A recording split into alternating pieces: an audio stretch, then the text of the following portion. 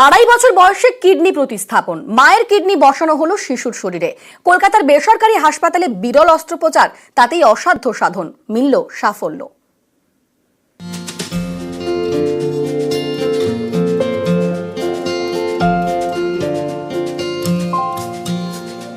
টালিগঞ্জের আদিদেব জন্ম থেকেই নানা জটিলতা, একে অটিজম, তার উপরে কিডনির সমস্যা।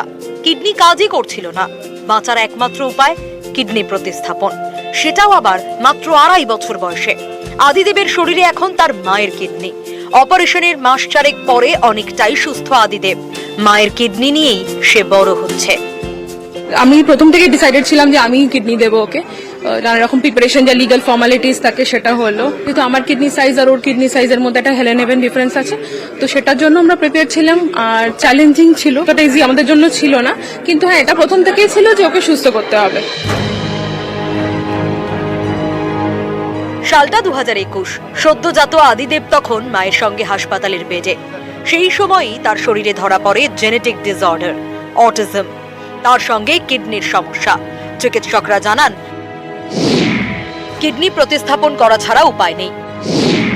কিন্তু শিশুর ওজন 10 কেজির কম হলে অপারেশন সম্ভব নয়। তাই কয়েক বছরের অপেক্ষা, ওজন বাড়তেই কিডনি প্রতিস্থাপন। ডায়ালিসিসের প্রয়োজন ইমিডিয়েটলি ছিল না। আমরা ওষুধপত্র দিয়ে, খাবারে দিয়ে আমরা ওজন বাড়ালাম। পৃথিবীতে নর্মালি 10 কিলো অ্যান্ড অ্যাবভ হলে কিডনি ট্রান্সপ্ল্যান্ট হয়, যদি সার্জিক্যাল এক্সপার্টাইজ থাকে। সদ্যজাতর কিডনি প্রতিস্থাপন, মায়ের কিডনি বসানো হবে শিশুর শরীরে। চিকিৎসকদের কাছে এই অপারেশন ছিল বড় চ্যালেঞ্জ, কারণ কিডনিটি প্রাপ্তবয়স্কের, আকারে বড়, সেটি শিশুর শরীরে প্রতিস্থাপন করাটা যথেষ্ট ঝুঁকির।